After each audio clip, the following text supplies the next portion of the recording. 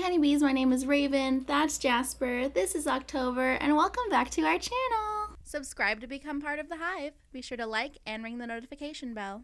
Thanks, honeybees! Enjoy the video! Meow! You gonna do a little goodbye dance? Bye-bye now. Bye-bye, bye, bye-bye, bye. Okay. Bye! Okay, hi everybody. So I saw 2 movies recently. It is almost spooky season. We're so close. The pumpkin spice shipments are coming to your local Starbucks. They're not there yet, but they're almost there, which means it is pretty much fall. As soon as the first sip of pumpkin spice cold brew hits my mouth, it will be fall, and I can sense that's just days away, right? So horror movies are starting to come out because usually they start to come out around fall, closer and closer to Halloween. Usually starts in August, steadily through September through October. The ones that the ones that feel like they're better than the rest are the ones that are like actually coming like Halloween time, and then all the ones that are like don't want to compete with those ones come out in like August, September. That's how I kind of feel about it. Might not be true, but anyway, those movies are starting to come out and I am super excited. Horror movies are always coming out, but I love when it's just like a lot at once and that's just like all I'm seeing in theaters, right? So recently 2 came out and I saw both of them, Talk to Me and Last Voyage of the Demeter. There's other ones that have come out recently. Teenage Mutant Ninja Turtles, Mutant Mayhem, I did see that. It was fine, it was cute. If you're interested in what I have to say about movies I don't make videos about, definitely follow me on my Letterboxd. But today I'm going to talk about Talk to Me and The Last Voyage of the Demeter, which if you've been watching any of my previous videos, you know that I've been really excited about it because I keep mentioning how excited I was to see it, and now I have finally seen it. But let's go ahead and start with Talk to Me. Have you seen the group chat? You're doing it again tonight. No. Please. It's my mom's Remembrance Day. I just want to forget about it. Who's up? I'll do it. Talk to Me is an A24 film basically about possession and contacting the other side. Our main character, her name is Mia. She has a friend, Jade, who's like her best friend and spends a lot of time at Jade's house. To me, she kind of seems kind of like that friend that everyone just kind of like tolerates, like they're a little bit annoying. She has kind of like pick-me behaviors, if you will, and I'll get more into that in a little bit. Not that I don't like her, she's a fine character. But we find out like right off the bat she lost her mom. She doesn't really have a great connection with her dad, so she's always at her friend Jade's house. Jade doesn't really pay much attention to her. She's really close with Jade's brother Riley. Basically, they go to this party.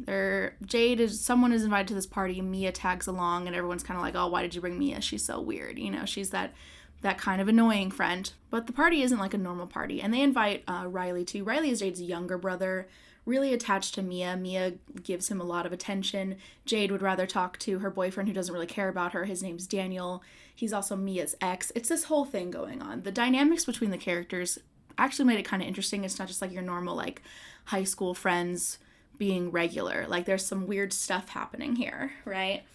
Or some just like different stuff. Like we get a feeling that our main character isn't like super well liked by her peers and gets along best with her friend's younger brother. So they all go to this party.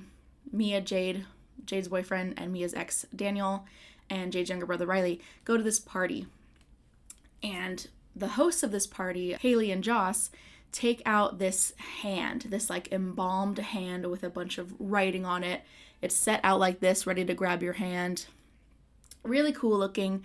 Their explanation for it is like it's a psychic who used to be able to contact the dead. It's her hand. She died. They embalmed her hand, and you can use it to contact the dead yourself. So Mia volunteers for this. And the whole reason they're there at this party is because there's all these videos of other youth that they know using this hand to contact the dead. And there's videos of them like kind of like going, oh, you know, like getting possessed. And so they all want to experience it. And so Mia decides to go. And so we see what's happening. She grabs the hand and you're supposed to say, talk to me. When that happens, kind of a spirit of a dead person, obviously, appears in front of you and their hand takes the place of the embalmed hand. So you're kind of holding their hand. And then to let them come into you, possess you, you say, I let you in. So Mia does this. It's all fun, it's whatever, and you can only do this for 90 seconds. After 90 seconds, so says Haley, the spirits will want to stay. They'll be able to possess you more and try to get you to kill yourself to like take over your body or something like that. That's essentially what it is. So Mia does this. It's all fun and games till it starts to get a little bit serious. Whatever spirit is possessing her is really focused on Riley. Like, oh, the spirit's like you, Riley. Run, run, run, run. Like, you know, in the trailer, that creepy part of the trailer, it's aimed towards Riley. And so they unpossess her, and it's fine. Nobody takes that seriously. Then they decide to do it again. Mia and Jade and Riley invite Haley and Joss over to their house to do it again, and they spend the whole night. There's like this fun little possession montage of each of them kind of taking turns contacting the dead, and the dead is like, whichever spirit is possessing them is like singing or like saying something, playing games, until Riley decides that he wants to do it. And at first Jade is like super against this. She leaves the room. Riley convinces Mia to like let him try. They say, okay, but we're only going to do it for 60 seconds just to be safe, not the full 90. So Riley does it. He grabs the hand, and we find out he ends up seeing Mia's mom, or at least what we think is Mia's mom. It's not quite clear, but he lets the spirit overtake him and starts talking to Mia as Mia's mom, saying, I'm sorry I left you. It was implied in the beginning, and then we know later that Mia's mom commits suicide. So when the spirit supposedly possesses Riley, she's like saying sorry for that, and she should never have done that and would never have left her.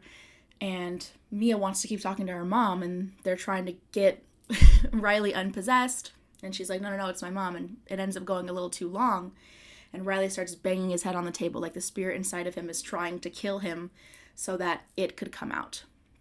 It ends very, very badly. Riley has to go to the hospital. He's in a coma. Jade is really, really mad at Mia for this, obviously. Her boyfriend Daniel there is a little bit kind of indifferent. The weird dynamic between Jade and Daniel is that like they're dating, like they're boyfriend-girlfriend, but Daniel like does not like to be like touched by her. And that's something that comes out in the possession too. When, I believe it's when Daniel gets possessed, the spirit inside of him says, like, you know, he hates when he touches you, right? Like, the spirits are just, like, putting out everybody's business, right? Which is funny. But then they're still together. And it's also a little bit kind of implied that Daniel liked Mia more, but they're not together anymore. And about the pick-me behavior, Mia definitely makes it a point to say, like, you know, that's my ex-boyfriend, right? Like, hi, ex-boyfriend. Hey, ex-boyfriend. Yeah, I know we dated, but we're still friends now. What's up, ex? You know, like in front of Jade, like making it a point. And Jade doesn't really think that's funny. Anyway, Riley is in the hospital. Mia obviously feels bad about this. And essentially she starts seeing things. Like the gate or the opening to the other world was not closed, which that's a part of the ceremony. They had to light a candle to kind of open the passageway to allow the spirits to come contact them, and then to close the passageway, they have to let go of the hand and blow out the candle. Light the candle to open the door. Blow it out to close it. And they didn't do that successfully.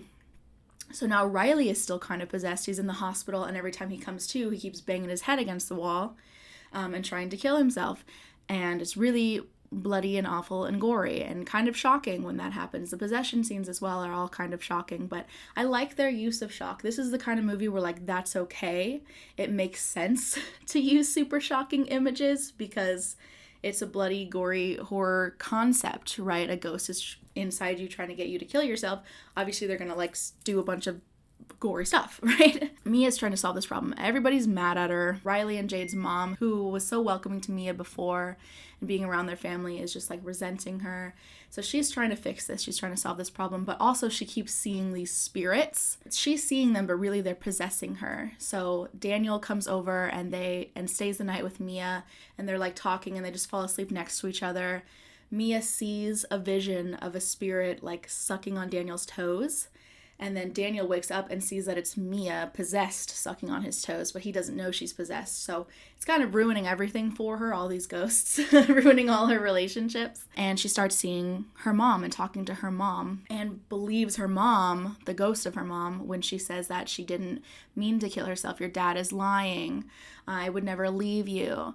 And her dad, this whole time, she's been very distant from and is trying to connect with her, and ends up reading her mom's suicide note. We find out, I think it's 2 years since her mom had passed, because after the initial opening showing this guy stabbing his brother after also being possessed, as, you know, just the setup to the horror, the opening with Mia, she's at her mom's, like, remembrance funeral. It's not her funeral, but it's like 2 years after she passed, and they have another funeral party. So she's been gone just a little while, not too long, but like long enough. But her dad, like, finally reads her mom's suicide note that he had never shared with her before, which it feels like kind of a long time to go without sharing that. But he had his reasons. And Mia is in such denial over this, like, but she said, not really realizing that that's either, like, not her mom, not really her mom. It might be like the body of her mom, or just another demon spirit posing as her mom to try to get Mia to kill Riley or to kill herself so that they can kind of come through them. Because that's kind of the rule that was set up, right?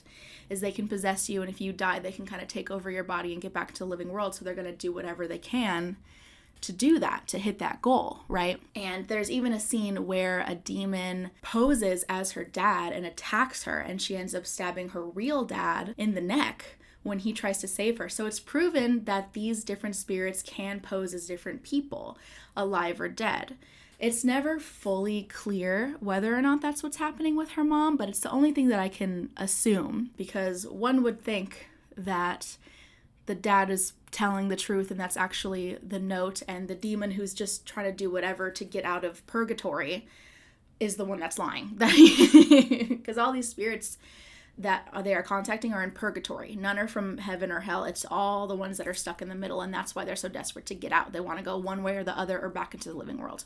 The spirits were also showing Mia, like, visions of Riley being tortured in purgatory the whole time he's in his coma, and that kind of makes her want to work even harder to try to get him out of it. And the spirits are telling her that the only solution is to take him out of his misery and kill him, and then he'll be released from torture purgatory and be in actual heaven, maybe.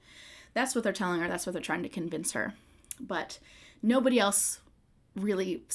sees these visions, right? Nobody else sees these visions. So she's the only one working on this, and it comes to a point where she resolves to take it into her own hands and take Riley out of his misery.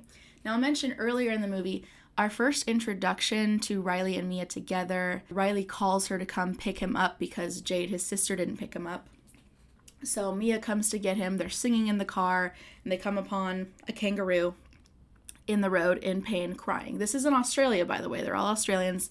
They all have an accent. Kangaroo is common roadkill in Australia, so I'm told.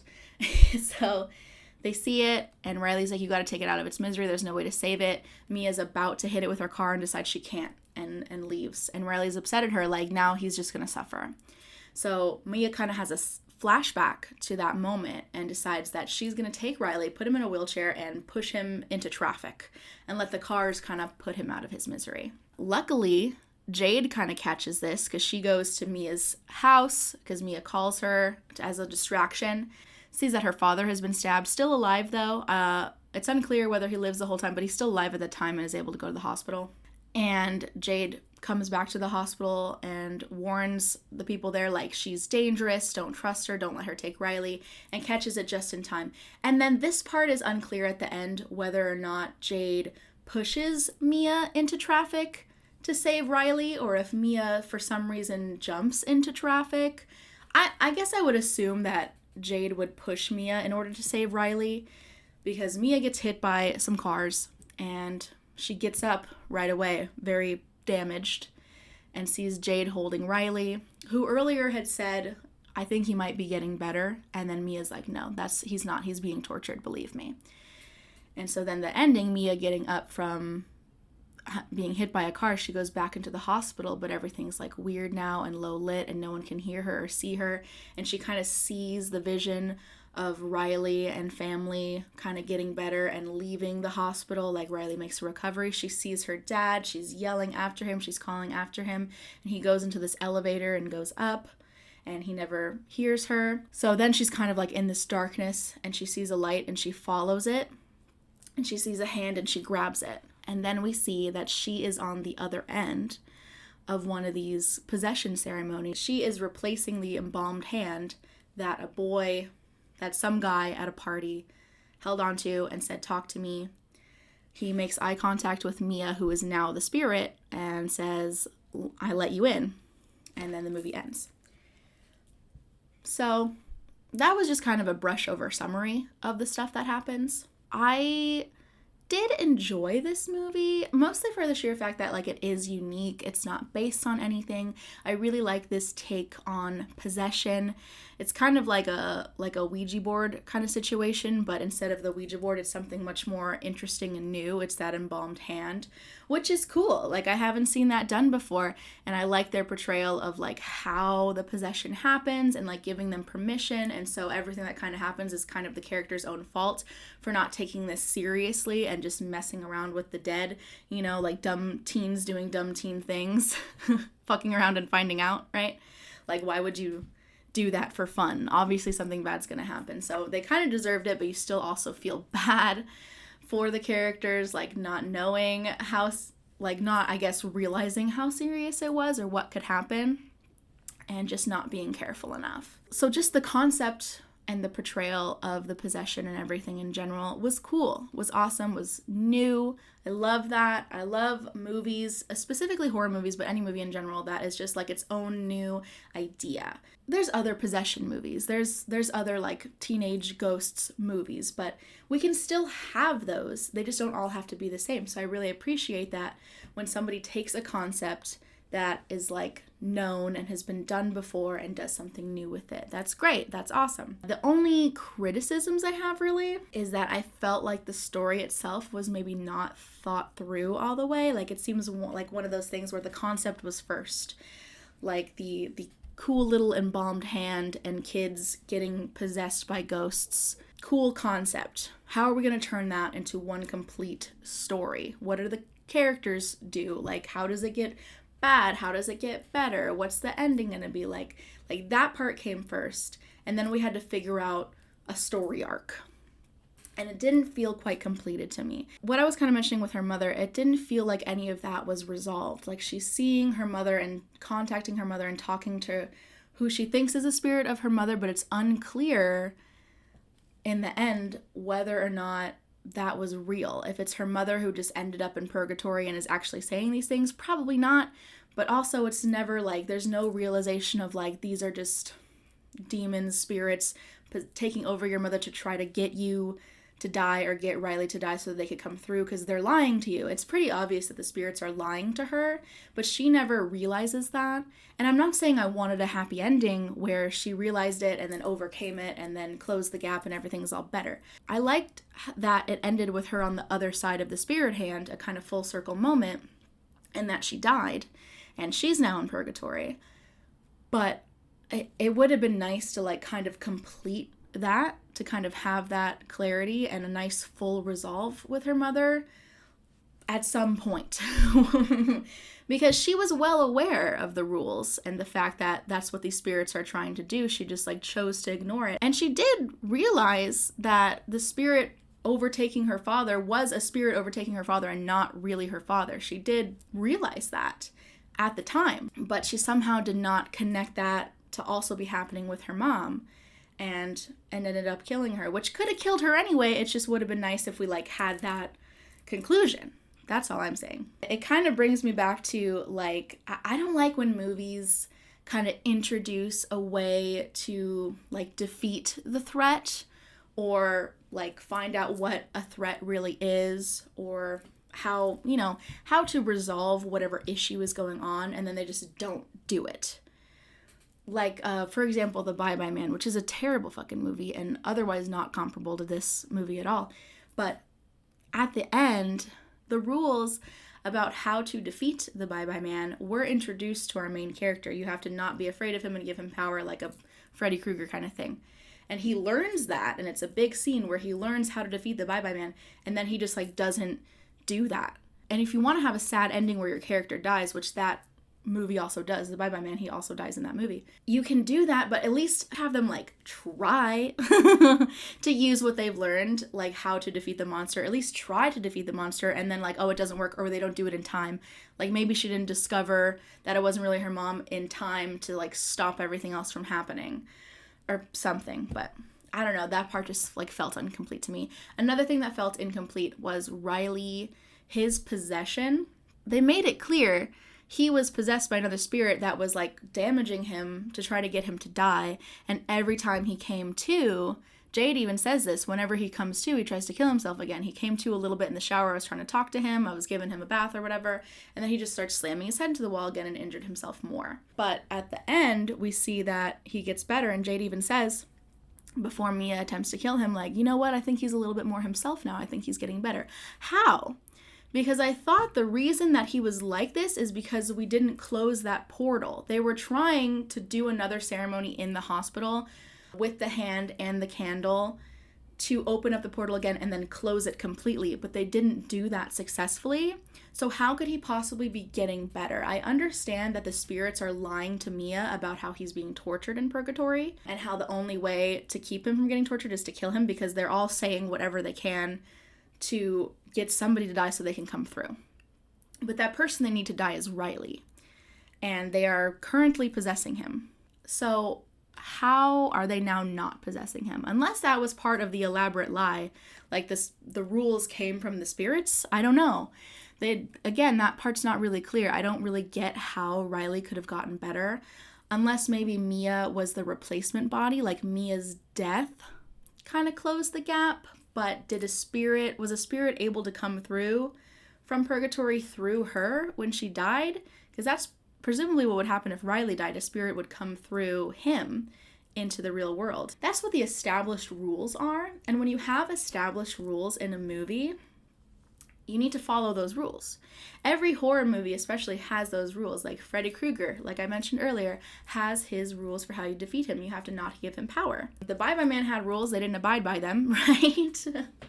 But every other movie, like It, how to defeat Pennywise, kind of a similar concept. Take away his power, make him small and defeat him that way. Any good, worth something horror movie is gonna have these rules. Whether or not, like, the characters actually use the rules to defeat the threat is irrelevant, but you still have to follow them. And this movie set up these rules and then didn't really completely follow them, because how did Riley get better? If he starts killing himself every time he comes to, what changed? So now he comes to and he gets better and better and then he's fine. Why is he fine? Where did they close the gap? Maybe I missed something. I don't know, but those are some questions that I had at the end. Otherwise, yeah, I mean, that's a pretty big criticism, is that I felt like it wasn't, like, the conclusion wasn't super satisfying and the rules weren't particularly followed or clear. I'm just a very, like, clear cut. It's hard for me to enjoy a movie without analyzing it, but, you know, either make everything else better or give me a good set story that I don't have to analyze. It just makes sense. You know what I mean?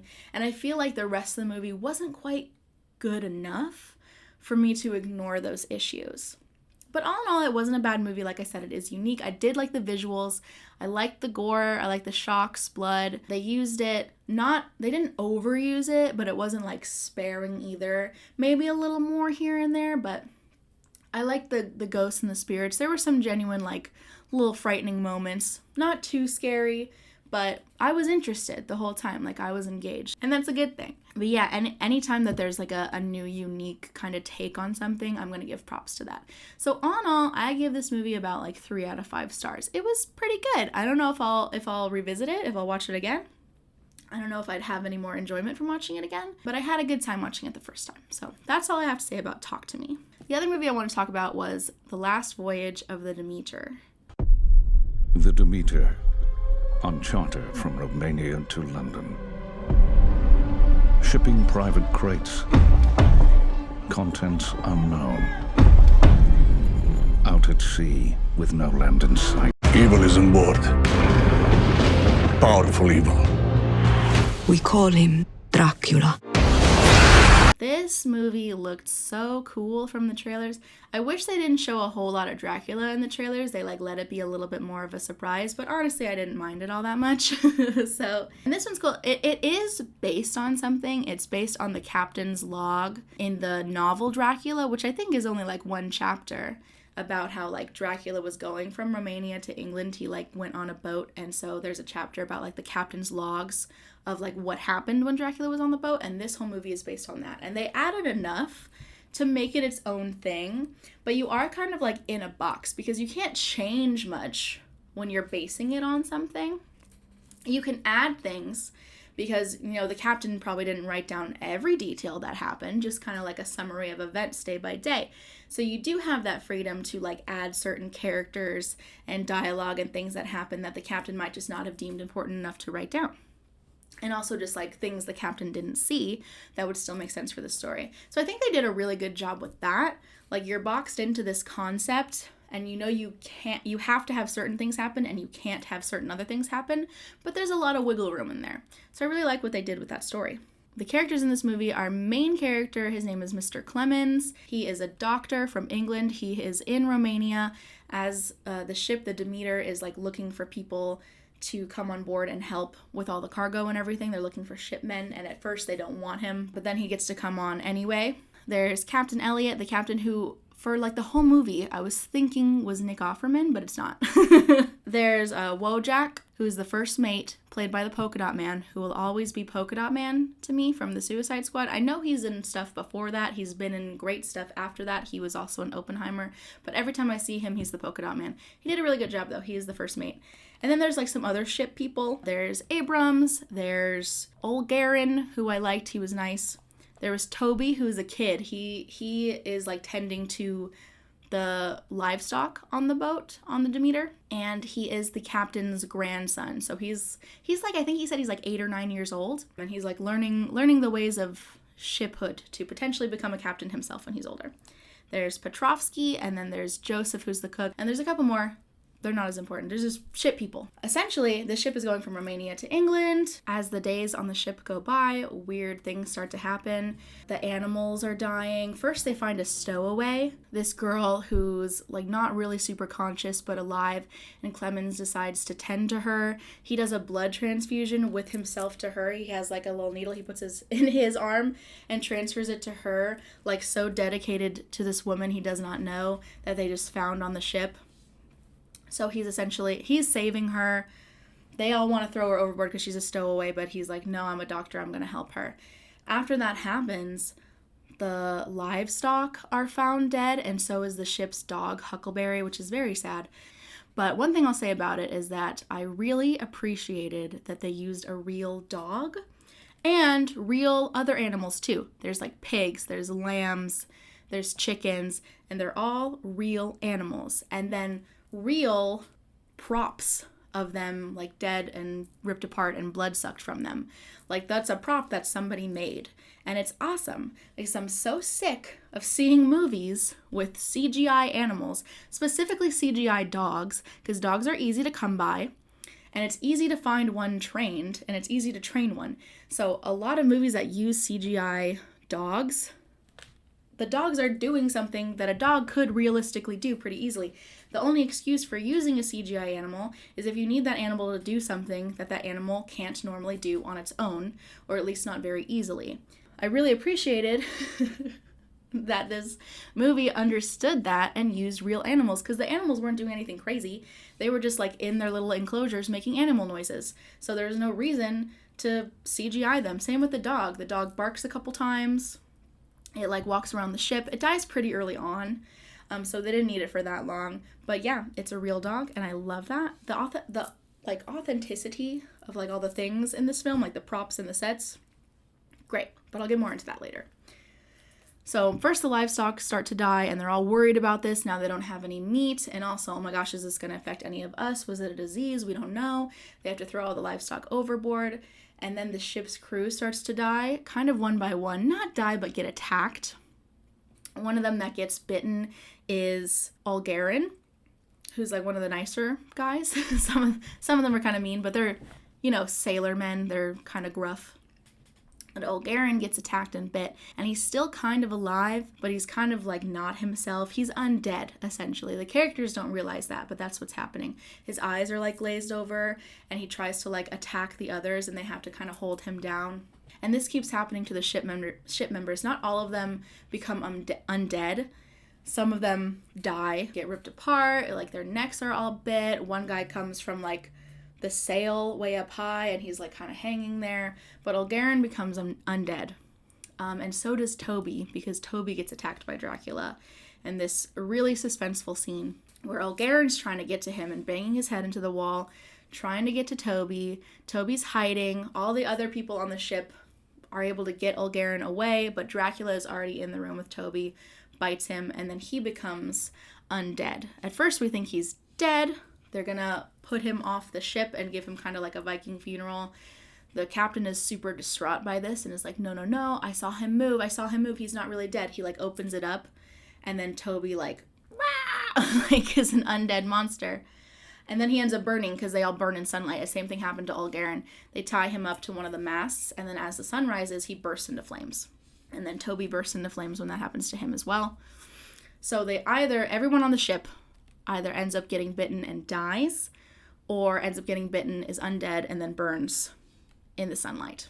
The final battle with Dracula, when they finally know that that's what it is, because all along, Anna has been telling Clemens, Anna is the name of the stowaway, the woman who was stowed away.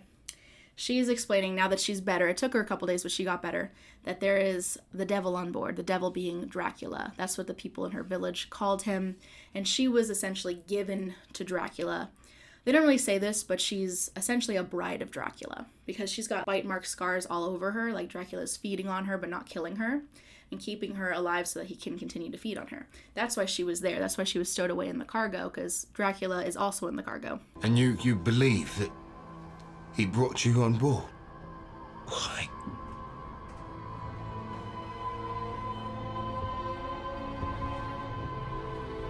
He brought me here to feed.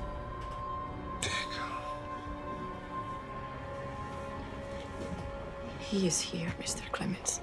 So she's telling this to Clemens, who sort of believes her, not really, and nobody else believes her. So we unfortunately have to go through a lot of deaths before anyone starts to take her seriously. And then they all finally see him and see that it is a weird vampire and believe her that it is Dracula because they can see him now. A little bit too late though, because now they have way less crew, and he is way more powerful than them. So they kind of have this final battle. Anna is she's trying to shoot Dracula. Clemens is trying to trap him.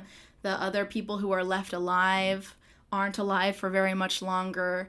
It's this kind of like big ending battle scene on the ship with whoever's left. The captain dies. It's very emotional. Anna is able to kind of like hit one of the masts so that it crushes Dracula, and Anna and Clemens jump off the ship. And everybody else on the ship is dead. They're dead now. At this point, they're also really close to England. Like, they can see the English coast. So that's why they jumped off, because it's realistic for them to be able to go that distance without the ship. And then the ship washes up to shore, and a bunch of people on the English coast find it, which that's the opening scene, is the ship washing up to shore, and all these people, like the constable and other officers, going there and kind of like seeing what happened and that there's no survivors on the ship. Obviously they didn't know that 2 people had jumped off of it, and they found the captain's log, and so they're reading a couple pages in the captain's log saying like, if you're reading this, hopefully we defeated this evil monster. If we didn't, like, may God have mercy on your soul, stuff like that. And then we flash back to however many weeks prior, when they were boarding the Demeter for the first time. Or the last time.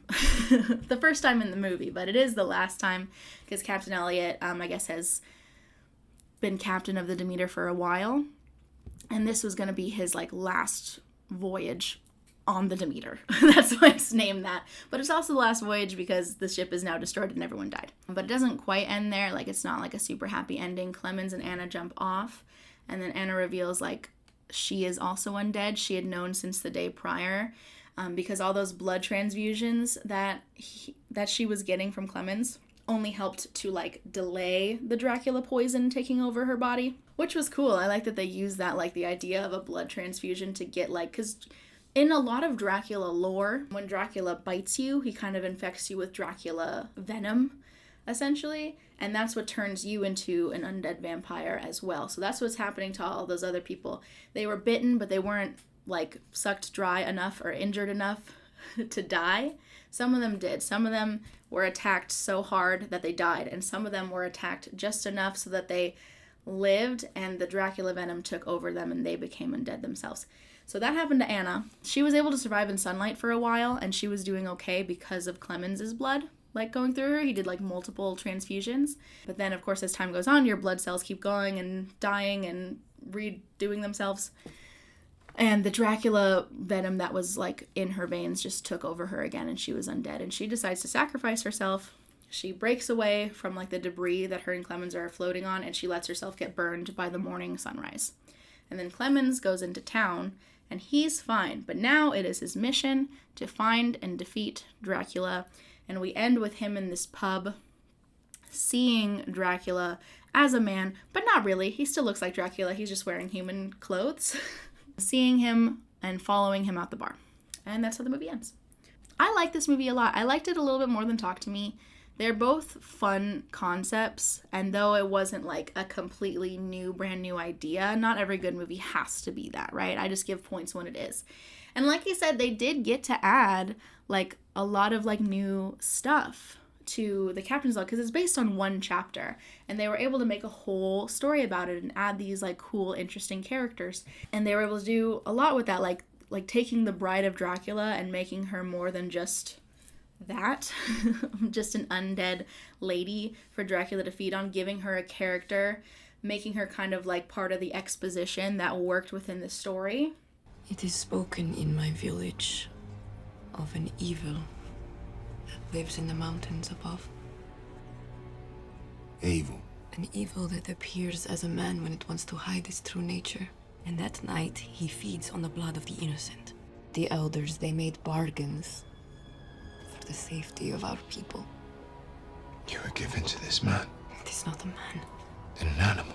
No, it is not some mindless animal either. Do not make that mistake.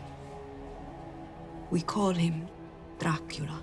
Having Clemens be a black doctor and talking a little bit about his struggles, he has this really great speech towards the end, I believe to Wojak, the first mate, where he says, I'm not gonna like stop trying to pursue this creature, like I'm gonna get him. And he tells this story about how when he was in Cambridge and he became a doctor, he literally could not find a hospital to take him after that because of the color of his skin.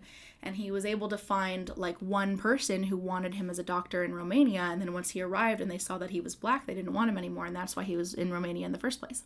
He had said something early on about how his mission in life is basically just to like understand how the world works, because he needs to understand. So a big reason why he wants to find Dracula and defeat him is because he needs to like understand him, like what he is, how it works, why it's happening, if it can be defeated, how it can be defeated. He wants to understand, because he's not gonna let anything, whether that's racism or a Dracula, get him down, tell him that he can't do something.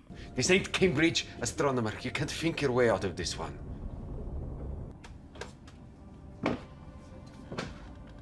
This beast. And mark my words, it is a beast. Deep down, I need it to make sense too. I need to know why it is the way it is and why it does what it does. And then I will remind the beast that it, like the world, has absolutely no hold over me. And then I want to kill the cursed thing. So there's a little bit about like, it wasn't the whole movie, but it was just that one scene that focused a little bit on like Clemens' struggles with racism and how that related to the story. And it wasn't forced. It wasn't like beat you over the head. I mean, just the fact that he was a black man in this time around all these white men, like, you know about the struggle and like the things that people are probably thinking about him. But they didn't have to say it, except for that one scene where he got to kind of tell his story from his perspective. And I really like that. I thought that was interesting. And it's the only time that they did it. And like I said, doesn't like beat you over the head or try to make the whole Dracula thing an allegory for racism. They don't need to. They don't need to. It's already there. So that was really great. Honestly, the star of this film, the best part of this movie is the visuals and the sound. So I already talked a little bit about the props. I love that it was real props. There was no huge reliance on CGI. The only real CGI there was, or just like effects like that. There was a lot of practical effects, like with the blood and the gore. All that was practical. At least it looked practical. And it was nice. I liked the blood. It could have used more, but it wasn't super sparing. Kind of similar to Talk to Me, where it wouldn't have been too much if they used more, but it was fine the amount that they used. And practical, like I said, which I always love. Props of dead bodies and props of animals and every cool little thing that's on the ship. The ship itself had like a few different sets in it. There was like the kitchen where they all ate together. There was the different like bedrooms. There was the cargo hold. There was obviously like the top of the ship with all the sails and the mast and the wheel and everything. All that was awesome. Like the whole thing being on a ship, it worked really well because they were able to make multiple sets and set pieces from that ship. The only times that they used the CGI and had those like effects were, well, obviously like being on the ocean and whatever. They couldn't film the movie on the ocean, but it looked really good. That part was fine. And then the Dracula was CGI, not the whole time though. It was actually like a character. It was a guy in a costume. Actually, Dracula was played by Javier Boter, who he was Mama in Mama. He was the leper in It. He's been in all sorts of stuff. He's one of those like creature actors. But they use CGI like when he was flying and like attacking and stuff to give it more movement than like an actor could give it.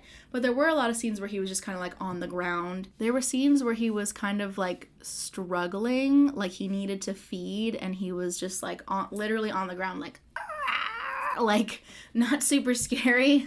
I mean scary because you see that and you're like, what the fuck is that? But not like super threatening in that moment. So the Dracula character himself had like a cool dynamic. Like sometimes he was struggling and in pain and hungry, and then when he was at full power, he was really scary and threatening and strong. So that was cool. I like that they gave him that range, I guess is what I'm trying to say. I like the range of that character. And then they used CGI when the characters burst into flames. It happens 3 times. And each time, obviously, it was CGI. You could make that a practical effect, but it makes sense that they didn't because, you know, when you put someone in a flame suit, you don't really, like, see the details of them on fire. You see it from far away. But we saw, like, their faces bubbling and crackling and turning into ash. And you just can't really do that practically. That's what effects are for, though, right? Like, they used effects how they're supposed to be used. Sometimes it is appropriate to use CGI to make something better, and they did that. They didn't just use it unnecessarily. They actually used it for how you're supposed to use those kinds of effects. So, really like that. And the sound. There's, like, this ominous music playing throughout most of the movie, and sometimes it gets, like, more intense, and sometimes it's just, like, a nice, like, low, creepy kind of vibe. But it's always kind of like there. That soundtrack and sound design mixed with the rest of the sound design of like the creakiness of the ship and like the waves in the ocean. It's raining a lot of the time, so that whole atmosphere and the sound from that really set the mood, really set the tone very well. I love the sound. I loved how it looked. The lighting, most of this film, some of it is in daylight, but most of it is kind of happens at night because that's when Dracula attacks. And so everything is either illuminated by the moon or like a lantern. And it was very realistic. Like sometimes there's movies that take place in like pitch black or like very dark, but they don't really do a good job of portraying that. Like it just looks well lit and you don't really believe that it's pitch black because you want something to be dark, but you still need to see what's happening in the dark. So either you're gonna like have to shine a low light on it and like you can't really see anything, or you're gonna have to do like a gray light or an infrared light. The gray light concept in Don't Breathe, in that movie, a lot of it takes place in pitch black, and they light up the characters like in gray instead of like night vision that movies have sometimes when it's pitch black. Like I don't like that. When they had them in gray, like I believe that it was dark. I believe that it was pitch black, but I could still see what was going on. So this was kind of similar, where obviously that there was like lighting, but they made it look like it was the moon. They made it look like it was coming from the lanterns, and there wasn't just like random spotlights that otherwise wouldn't be there. Not that I noticed anyway. I thought it looked very realistic in that regard in terms of lighting. Basically, for the last voyage of the Demeter, the story itself was fine. You know, it's a Dracula attacks everybody on a ship one by one kind of thing. The fact that it was on a ship was cool. I like that it was on a ship, but the story itself is kind of, again, they couldn't really do too much with it just because it was based off of that chapter where Dracula like attacks everybody on the ship. So that's what you had to have happen, and Dracula had to attack everybody on the ship. So the story itself was like just fine. I liked the characters. I loved Clemens. I loved Anna. I loved their little like relationship dynamic that they had. Like he had totally like had feelings for her at the end, and it seemed like she did for him. And then it's kind of like a tragic relationship love story a little bit, like the beginning of one, and then she had to die, and all that stuff was really cool and dynamic. Toby was great, like the little kid, very believable kid on a ship. The first mate, Polka Dot Man, Wojak, he was really good in that role. He was very serious. Captain Elliot was good. He had a really great voice for narration, because we kind of hear him a little bit through his captain's logs narration and also just him speaking. The Demeter, on charter from Romania to London. Search the ship. Everywhere. The devil is real. May God have mercy on us all. And he was very captain. He sure was. The acting was great. Like all the actors did good, but mainly like just the cinematography, the visuals, the sets, the sound, the lighting, everything that you like see and hear outside of the actors was the best part. Like that was really the star. I never wanted to look away from the screen. Even in some of the like slower parts, I wasn't bored because there was always something cool to look at. So I think that's the best part of the movie. You want them to believe that you're a god? You and I both know that you're not! You bleed like any of us! You sleep in dirt! You feed! Above all else, you feed! You want us to fear you! Underneath, you're afraid! You're afraid of what lies on the other side! As any other living thing!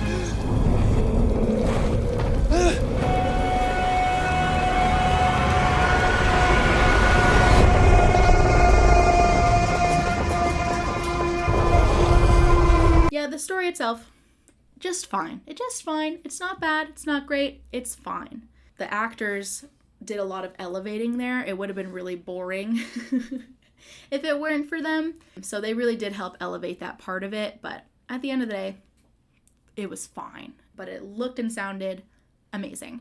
So for all those reasons, I give Last Voyage of the Demeter 3.5 out of 5. It just inches over Talk to Me just because of how amazing it looked and how much I love vampires. I'm a little bit biased towards vampires. I do love them, and I do love any vampire story, whether that's horror, drama, comedy. Love it. We'll give it an extra point every time simply for being about vampires. I am like the biggest consumer of the resurgence of vampire media. I love it. I liked both these movies. I didn't think either of them were like amazing, fantastic. Talk to Me specifically is getting like rave reviews I've been seeing. I've been seeing a lot of like sponsored reviews of it on TikTok saying that it's like amazing. But I've been seeing like other people like tweet about it and stuff saying it was good. And it was good. I didn't think it was like great. Like I said, 3 out of 5. It was fine. I think a lot of people are giving it more extra points than I did just for the uniqueness of it and the cool concept. And then Last Voyage of the Demeter, I've seen a couple people talk about it, and it seems generally kind of liked. It's not doing super well in the box office, but it just came out. It could pick up, you know. I'm hoping it will. Yeah, that's all I have to say about both of those movies. Talk to Me, Last Voyage of the Demeter. Both were pretty good. I would recommend seeing both. Probably Demeter over Talk to Me if I had to choose one. But I would recommend both of them if you're a horror movie fan. Let me know if you saw these movies, if you're planning to see them. Talk to me about them in the comments. Talk to me.